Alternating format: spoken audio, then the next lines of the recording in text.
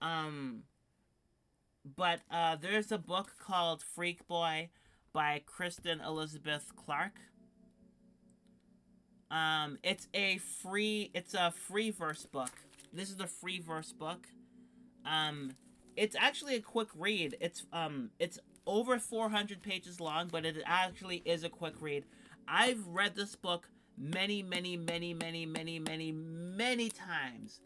Like, I've read this book about a dozen times. Ew, letters. Like, I understand, but I understand because yeah, I understand where you're coming from, Chloe, but again, I am a reader and I've read this book about a dozen times, over and over again. It has helped me with my gender identity. Like like, again, this is the library book, and I can tell you that this is the same. Like, this is I think this is the only copy of the book that the library has, and I'm gonna have to go on Lurk. Gotta pack up to get behind to Fada. Get my behind to Fada. Thank you for the Lurk, Nova. Thank you for coming by, and I hope that you and Fada are wonderful. Have a wonderful day together. Thank you so much. Um, but yeah, this is a free verse book. Um, it actually follows the perspective of three characters. One is a cis girl. The other is her boyfriend, who has a secret of its own, meaning that he doesn't feel right with his body most days, but other days he likes to dress in women's clothing, like more feminine clothing. And another character is somebody who works at an LGBTQ place, who is a trans girl with a dark and troubled past, trying to find her way through life. And these three are interconnected. Like, they start off separately in a bit. Like, here's the thing: the boyfriend and girlfriend together, yeah, they're together. Like, but then, at first, it seems like they're separate stories in terms of, like, the boyfriend and girlfriend, and then the trans girl. However, as time goes on, you can see that there is some sort of connection that's going to happen. Like, they're going to be connected in some way, shape, or form. And there's three different voices, meaning there's three different texts, and it's very interesting. Like, this book right here is very interesting to read. Like, again, I've read this a dozen times, and when I found out I was trans, it actually things actually began to hit me harder. Like, the last time I read this book, which was last week, it hit me. It hit me hard. Like, other times I'm like, this is a fascinating read, like how it presents itself. This time it hit me so hard. Like, I was legitimately shaking at some points. It hit me in a way that I didn't think. Like, ever since I started HRT, this book actually, like, I want to order this book so I would actually have my own copy so I can read anytime. Because this is the only copy of the book that the library has, and I really want everybody to, like, at least read this because I genuinely like this book. Like, it is one of my favorites. Again, I've read this a dozen times. And I'm not over exaggerating. I've read this a dozen times. Have you read Alice in Genderland? I don't know what that is. Hold on, let me see this. I have no idea what that is. Alice in Genderland. Let me look it up. Let me look up Alice in Genderland.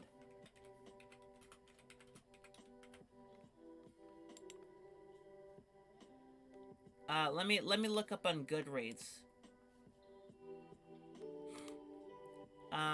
Is the first ever memoir by a cross-dresser who is not content to live behind closed doors and who takes it much further than his straighter, more circumspect peers might ever care to go.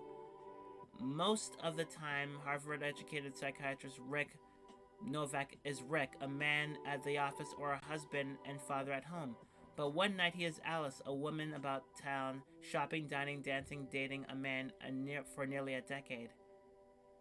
In contrast to the life he leads today, Rick Novak suffered since his sporty, nerdy boyfriend with a secret, a desire he was in no way equipped to handle. But one day, that eventually burst through his denial. A few months before his wedding day, just once he felt while he could, he had to know how it felt to be a woman.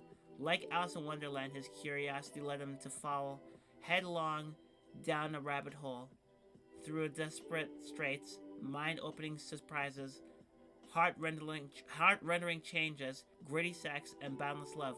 By the time he was back on his feet, he was a different person, living a lifestyle he hadn't known existed. Anyone who has struggled to figure out who they are and how they want to live will surely appreciate this informative and engaging life story. And I'm gonna put this on Want to Read. Yeah, I'm just gonna put this on Want to Read. It does sound this does sound interesting.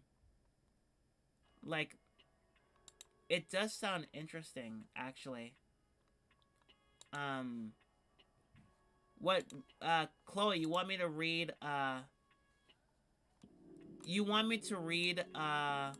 the book to you? Because I don't have Alice in Genderland, but I will gladly, read this to you. A little bit. Like, a little bit. Screw it, I'll just, like, I'll read an insert. I'll mute this and I'll just read an insert, to this. Hold on. Reading is awful for me. Hold on,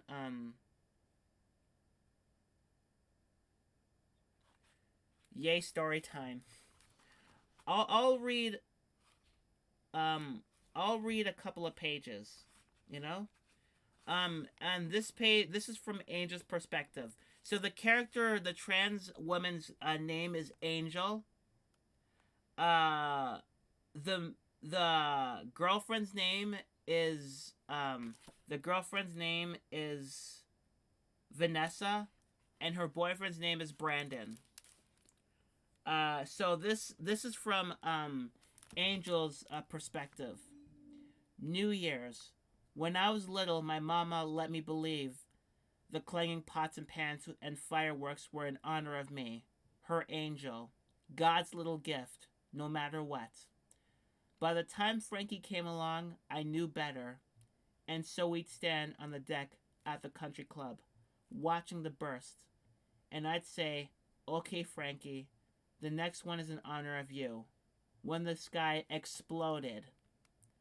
"Angel, do it again," Frankie would say.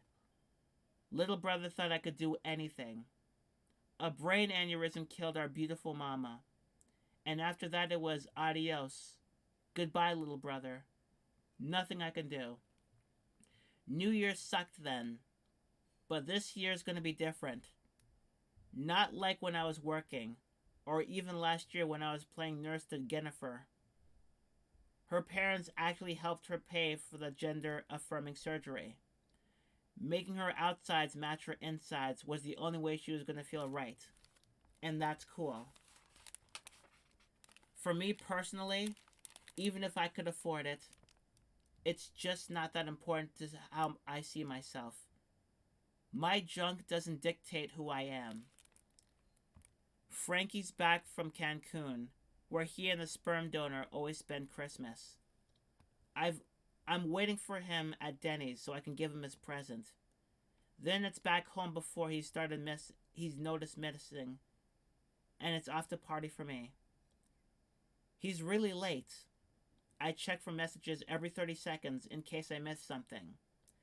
Color me relieved when finally, crisp khakis, polo shirt, woven belt, topsiders, slide into the booth. I lean over to give him a hug. Broad 15-year-old shoulders drop, stiff as his buzz cut. Happy New Year, I tell him. I got you a Christmas present. Hold out the box. Thanks. He takes it. Doesn't look me in the eye. Doesn't open it. Go ahead. I want to see if it fits. He unwraps the box, not saying anything. Pulls out the funky PacSun shirt. Something flickers across his face. Then, again. Thanks. The waitress comes by. I'm about to ask for a couple of more minutes when Frankie says, I don't want anything. I have to get back. There's that look again. I tell her I'm going to hold off on ordering. Thanks for coming to see me. I miss you, I say. Try to take his hand. He pulls away, looks around at the same time, and I pick up what he's laying down. Screw the rest of the world. Who cares what it thinks of me?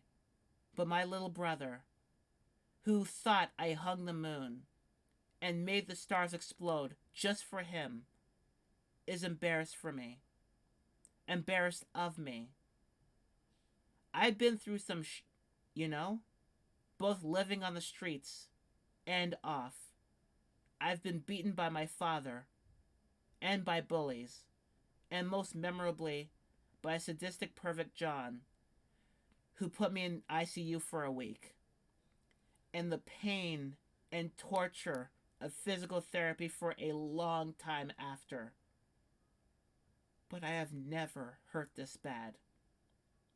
And there's nothing I can do. And that is Angel's perspective. And here's Vanessa, Brandon's girlfriend's perspective. Because this comes in 3 different perspectives. Vanessa. Hi, Brandon's sick on New Year's Eve and can't come to Gerard's family festivals. The adults are tipsy. I am bored out of my head. I wish we lived on the East Coast, so it'd be over already. Why not ask another friend, my mother said when I told her Brandon wasn't coming. I acted like I didn't hear her. Now Grandmama's eyes tilt. Where is that young man?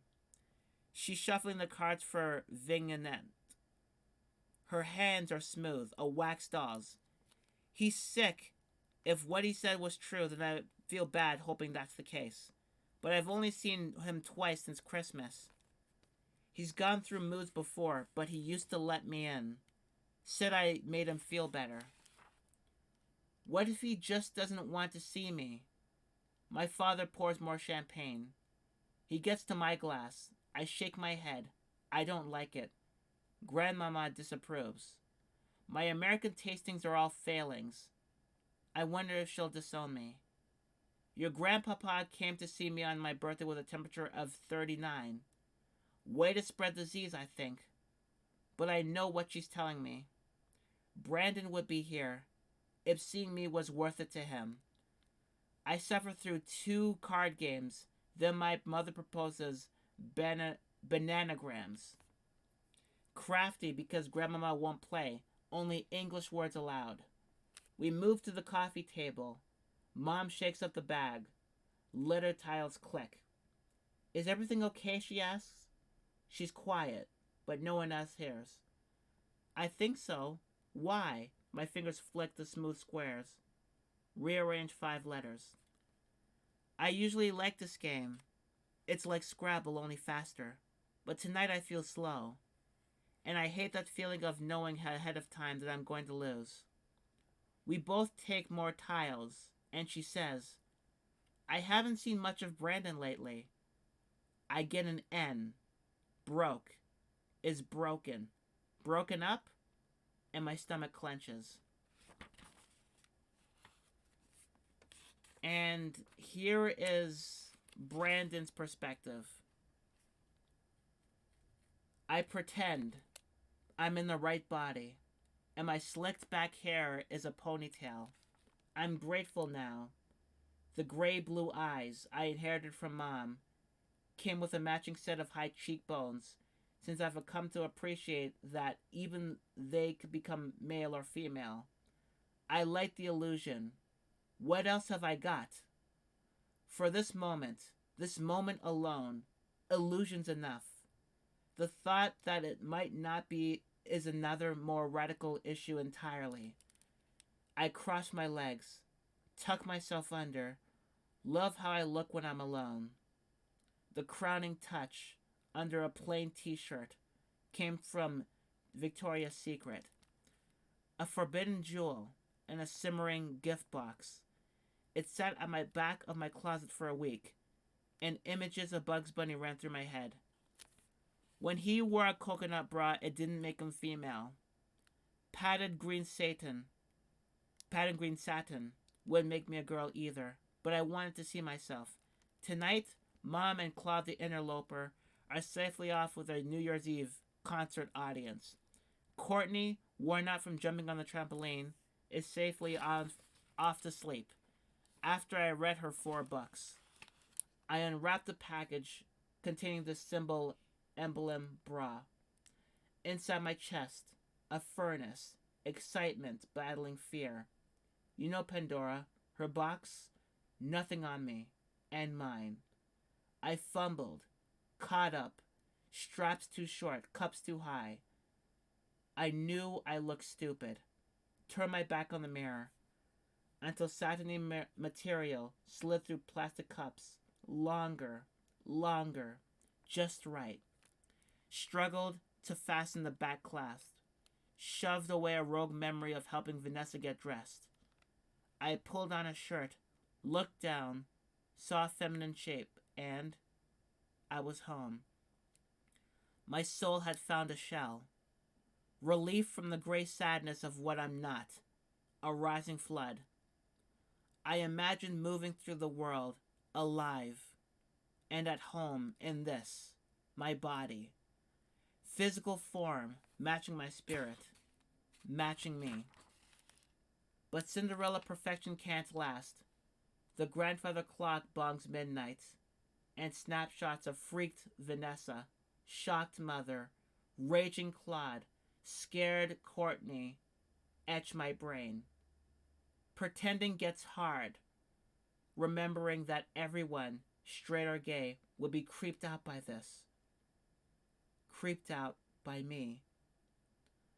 I peel off the shirt, shed the bra like snakeskin, ball it up, and stuff it on the top shelf of my closet. It's repulsive. I'm repulsive. If anyone ever saw that, the real me, they'd know that.